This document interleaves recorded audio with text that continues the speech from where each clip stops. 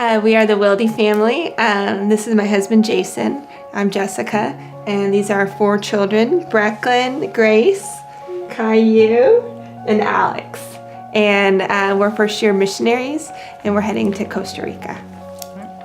And our call to mission was not really a single event or one experience that we've had. It kind of occurred over many years of experiences. And I actually really like a quote from Pope Benedict that he explains it very well. He says, "Being a Christian is not the result of an ethical choice or a lofty idea, but the encounter with an event or in a person which gives life a new direction." So I really like that concept that, it's meeting a person or being in a situation that really changes your life. And that's what's happened to us over many years. We started really enjoying to travel. we really love to travel with our kids and go to just as many countries as we could around the world.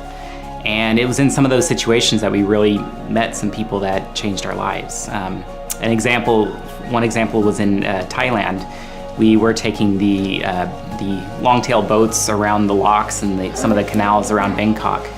And so here we were sitting with Coca-Colas, the American tourists, and we went into this lock, and to tie us all in, there was this little boy running across the boats, jumping across the boats with no shoes on, tying the boats together with ropes. And that just really hit me. Would I let my 8-year-old son do this for a living, for, basically day in, day out? And so that was really a big moment for me. We also were really impacted when we went to India. We were in Chennai, and we went to the Santom Basilica, and we ended up getting lost behind the basilica and finding the beach, and there were tons of just little huts made out of banners that people were living in, little one-person huts all along the beach. And then as we were walking back to the basilica, there were some teenage kids, and they just started throwing rocks at us. And so as, again, the tourist Americans here, we were terrified. We were absolutely terrified, but it really hit us. It was absolutely like God was throwing rocks at us.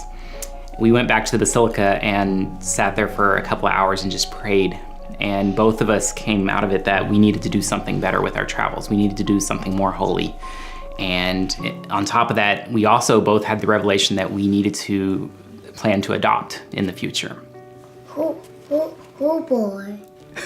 And so 2 years later, we were on a plane to China to adopt our son, Caillou.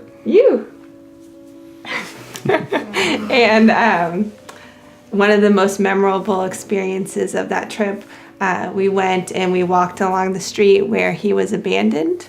And this lady, his nickname was Bao Bao. And this lady, she grabbed him out of my arms and walked into this building.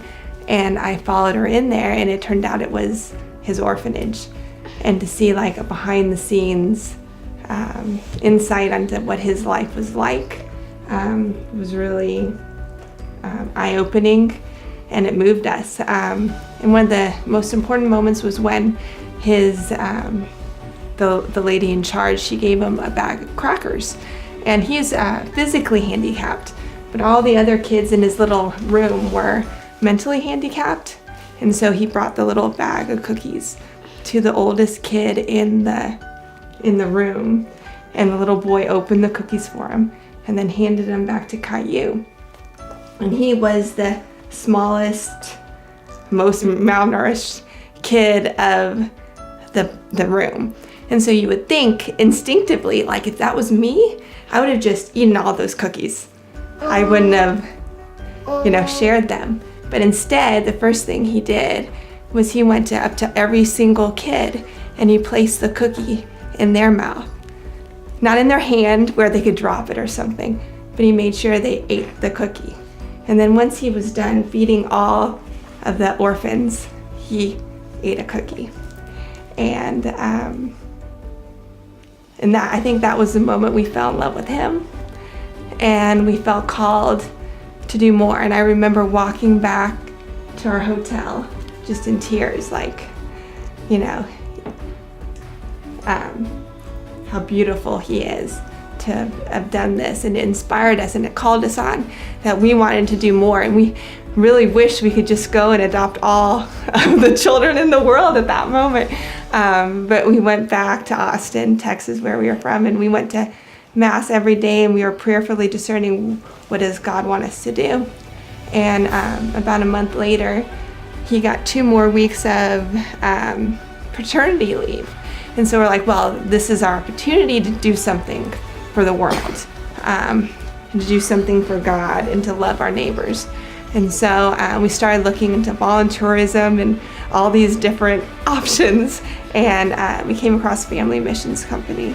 And when we found out that they had people doing this full time, it was just like the answer to our heart's desire, and so to help others. And so before we were even accepted, we started selling everything. The one moment I remember is when she found this out. I just remember hearing her running up the stairs. I found it! I found it! And she threw the computer into my lap, and I was like, oh, that makes sense. It was just both, it clicked for both of us at the same time. That was what God was wanting us to do.